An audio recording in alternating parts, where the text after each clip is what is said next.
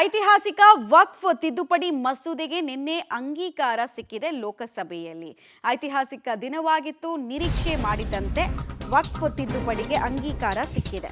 ವಕ್ಫ್ ತಿದ್ದುಪಡಿ ಮಸೂದೆಯನ್ನ ಹೆಸರನ್ನ ಕೂಡ ಬದಲಾಯಿಸಿದೆ ಕೇಂದ್ರ. ಏಕೀಕೃತ ವಕ್ಫ್ ನಿರ್ವಹಣೆ, ಸಬಲೀಕರಣ, ದಕ್ಷತೆ ಮತ್ತು ಅಭಿವೃದ್ಧಿ ಮಸೂದೆ ಅಂದರೆ unified Waqf management, empowerment, efficiency and development Umeed ಅಂತ ಹೆಸರನ್ನು ಚೇಂಜ್ ಮಾಡಿ ಅಂಗೀಕಾರವನ್ನು ಪಡೆದುಕೊಂಡಿದ್ದಾರೆ. ತಡರಾತ್ರಿ 2 ಗಂಟೆ ತನಕ ಕೂಡ ಡಿಸ್ಕಷನ್ ಆಯಿತು, ಚರ್ಚೆಗಳಾಯಿತು, ಆಕ್ರೋಶಗಳು ವ್ಯಕ್ತ ಆಯಿತು. ವಿರೋಧ ಪಕ್ಷದಿಂದ ಸತತ 14 ಗಂಟೆಯ ಸುದೀರ್ಘ ಮ್ಯಾರಥಾನ್ ಚರ್ಚೆಯ ಬಳಿಕ ಅಂಗೀಕಾರಗೊಂಡಿದೆ. ಬಿಲ್ ಪರವಾಗಿ ಅಂತಿಮವಾಗಿ ಮತಕ್ಕೆ ಹಾಕಿದವರು 288 ಜನ, ಬಿಲ್ ವಿರುದ್ಧವಾಗಿ ಮತ ಚಲಾಯಿಸಿದವರು 232 ಜನ. ಬಿಲ್ ಹರಿದು ಸಂಸದ ಓವೈಸಿ ಆಕ್ರೋಶವನ್ನು ವ್ಯಕ್ತಪಡಿಸಿದ್ರು. ವಿಪಕ್ಷಗಳ ವಿರೋಧದ ನಡುವೆ ಕೂಡ ಬಿಲ್ ಪಾಸ್ ಆಗಿದೆ. ಇವತ್ತು ರಾಜ್ಯಸಭೆಯಲ್ಲಿ ಬಿಲ್ ಮಂಡನೆ ಆಗುವಂತಹ ನಿರೀಕ್ಷೆ ಇದೆ. ಅಲ್ಲೂ ಕೂಡ ಕಂಫರ್ಟಬಲ್ ಆಗಿ ಬಿಲ್ ಅನ್ನು ಪಾಸ್ ಮಾಡಿಕೊಳ್ಳುತ್ತೆ NDA ಅನ್ನುವಂತಹ ನಿರೀಕ್ಷೆ. ಇವತ್ತೇ ಆಗತ್ತಾ ಅಥವಾ 3 ದಿನಗಳ ವಿಪ್ ಅನ್ನು ಜಾರಿ ಮಾಡಲಾಗಿತ್ತು. ಸೊ ಯಾವಾಗ ಆಗುತ್ತೆ ಅನ್ನೋದು ಒಂದು ಕುತೂಹಲ. ಸೊ ಮಸೂದೆ ಪರವಾಗಿ ಮತ ಹಾಕಿದವರು 288 ಮಂದಿ. NDA ಹತ್ರ ಇದ್ದಿದ್ದು ಟೋಟಲ್ ಸ್ಟ್ರೆಂತ್ 298. ವಿರೋಧಕ್ಕೆ ಮತ ಹಾಕಿದವರು 232. ತಟಸ್ಥರಾಗಿ ಯಾರೂ ಉಳಿದಿಲ್ಲ. ನ್ಯೂಟ್ರಲ್ ಆಗಿ ಯಾರು ಕೂಡ ವೋಟ್ ಪವರನ್ನು ಯೂಸ್ ಮಾಡಿಲ್ಲ ಅನ್ನೋದು ಗೊತ್ತಾಗ್ತಾ ಇದೆ. ವಕ್ಫ್ ಬಿಲ್ ಹೆಸರನ್ನ ಇನ್ನು ಮುಂದೆ ಉಮ್ಮೀದ್ ಅಂತ ಚೇಂಜ್ ಕೂಡ ಮಾಡಲಾಗಿದೆ. ಹಲವು ಬದಲಾವಣೆಗಳಾಗುತ್ತೆ.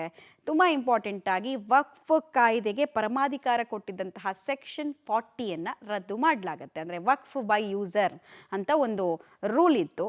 ನಮಗನ್ಸಿದ್ರೆ ಯಾವುದೇ ಗ್ರಾಮವನ್ನು ಸಾಮೂಹಿಕವಾಗಿ ಬೇಲಿ ಹಾಕೋದಕ್ಕೆ ಅವಕಾಶ ವಕ್ಫ್ನಲ್ಲಿತ್ತು. ಅದಕ್ಕೆಲ್ಲ ಫುಲ್ ಸ್ಟಾಪ್ ಬೀಳ್ತಾ ಇದೆ. ಯಾವುದಾದ್ರೂ ಆಸ್ತಿಯನ್ನು ಕ್ಲೇಮ್ ಮಾಡಿದ್ರೆ DC ಹತ್ರ ಹೋಗಿ ದಾಖಲೆಯನ್ನು ತೋರಿಸ್ಬೇಕು ಇನ್ನು ಮುಂದೆ. ಆ ದಾಖಲೆ ಸರಿ ಇದ್ರೆ ಇವರಿಗೆ ಭೂಮಿ ಇವ್ರದ್ದಾಗತ್ತೆ, ಅಥವಾ ಯಾರು ಓನರ್ ಇರ್ತಾರೋ ಅವರದ್ದೇ ಆಗತ್ತೆ. DCಗೆ ಪರಮಾಧಿಕಾರವನ್ನು ಕೊಡಲಾಗ್ತಾ ಇದೆ. ಜೊತೆಗೆ ಅನ್ಯ ಧರ್ಮೀಯರಿಗೂ ಕೂಡ ನಿರ್ವಹಣೆ ವಿಚಾರದಲ್ಲಿ ಅವಕಾಶವನ್ನು ಕೊಡಲಾಗ್ತಾ ಇದೆ. प्रश्न ये कि विधेयक का पूरा नाम विधेयकांग बने, जो सदस्य इसके पक्ष में हाँ के हैं, जो सदस्य विरोध में ना के हैं। मेरे विचार में निर्णय हाँ वालों के पक्ष में, हाँ वालों के पक्ष में विधेयक का पूरा नाम विधेयकांग बना। मंत्री जी अब प्रस्ताव करें कि विधेयक को यथा संशोधित पारित किया जाए। Sir, I move that the bill be passed as amended. प्रश्न ये कि विधेयक को यथा संशोधित पारित किया जाए, जो सदस्य इसके पक्ष में। हमारा सरकार का खिलाफ आप नाराबाजी लगा सकते हैं, क्रिटिसाइज कर सकते हैं, डेमोक्रेसी में चलता है। लेकिन आप जो कहता है कि हिंदुस्तान में माइनॉरिटी सेफ नहीं है, आप समझता है इसका क्या मतलब है? मैं दावे के साथ कह सकता हूं, मैं खुद एक माइनॉरिटी हूं, हिंदुस्तान से ज्यादा माइनॉरिटी. ಡೀಟೇಲ್ಸ್ ಕೊಡ್ತಾರೆ ಶಬೀರ್. ಮಧ್ಯರಾತ್ರಿ ಆದರೂ 500ಕ್ಕೂ ಹೆಚ್ಚು ಸಂಸದರು ಇದ್ರು ನಿನ್ನೆ ನಾವು ನೋಡ್ತಾ ಇದ್ದ ಹಾಗೆ.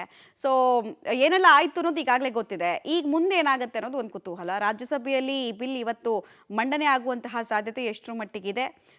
ಏನೇನ್ ಡೀಟೇಲ್ಸ್ ಸಿಗ್ತಾ ಇದೆ?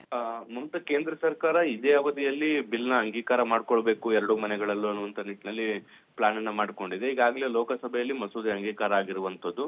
ಇವತ್ತು ಅಥವಾ ನಾಳೆ ರಾಜ್ಯಸಭೆಯಲ್ಲೂ ಕೂಡ ಈ ಒಂದು ಮಸೂದೆಯನ್ನ ಮಂಡಿಸಿ ಅಂಗೀಕಾರ ಪಡ್ಕೊಳ್ಳುವಂತ ಲೆಕ್ಕಾಚಾರದಲ್ಲಿ ಸರ್ಕಾರ ಇದೆ. ಯಾಕಂದ್ರೆ 2 ಮನೆಗಳಲ್ಲೂ ಕೂಡ ಅನುಮೋದನೆ ಸಿಕ್ಕರೆ ನೆಕ್ಸ್ಟ್ ಅದನ್ನ ರಾಷ್ಟ್ರಪತಿಗಳಿಗೆ ಕಳಿಸ್ಕೊಡ್ಬಹುದು. ಅಲ್ಲಿ ಅಂಕಿತ ಆದ್ರೆ ಇದು ಕಾನೂನಾಗಿ ಪರಿವರ್ತನೆ ಆಗುತ್ತೆ. ಸೊ ಹಾಗಾಗಿ ಇದೇ ಅವಧಿಯಲ್ಲಿ ಇದನ್ನ ಮಾಡಿ ಮುಗಿಸ್ಬೇಕು ಅನ್ನುವಂತ ನಿಟ್ಟಿನಲ್ಲಿ ಸರ್ಕಾರ ತಯಾರಿಯನ್ನ ಕೂಡ ಮಾಡ್ಕೊಂಡಿರುವಂತದ್ದು. ಇವತ್ತು ಅಥವಾ ನಾಳೆ ಇದು ರಾಜ್ಯಸಭೆಯಲ್ಲಿ ಮಂಡನೆ ಆಗುವಂತ ಸಾಧ್ಯತೆಗಳು ಕೂಡ ಇದಾವೆ. ಮತ್ತೆ ನಾಳೆಗೆ ಇದು ಸಂಸತ್ ಕಲಾಪಗಳು ಕೂಡ ಅಂತ್ಯ ಆಗ್ತಾ ಇರುವಂತದ್ದು. ಹೀಗಾಗಿ ಅಷ್ಟರೊಳಗಡೆ ಈ ಒಂದು ಪ್ರಕ್ರಿಯೆಯನ್ನ ಮುಗಿಸ್ಕೊಳ್ಬೇಕು ಾಗಿರುವಂತದ್ದು. ಹೀಗಾಗಿ ಕೇಂದ್ರ ಸರ್ಕಾರ ಕೂಡ ಇದಕ್ಕಾಗಿ ಸಾಕಷ್ಟು ತಯಾರಿಯನ್ನ ಕೂಡ ಮಾಡ್ಕೊಳ್ತಾ ಇದೆ. ಹೀಗಾಗಿ ರಾಜ್ಯಸಭೆಯಲ್ಲಿ ಕೂಡ ಇದನ್ನ ಮಂಡನೆಯ ನಿರೀಕ್ಷೆ ಮಾಡಬಹುದು ಅಂತ. ಆಲ್ ರೈಟ್, ಧನ್ಯವಾದ ಶಬೀರ್ ತಮ್ಮೆಲ್ಲ ಮಾಹಿತಿಗಾಗಿ.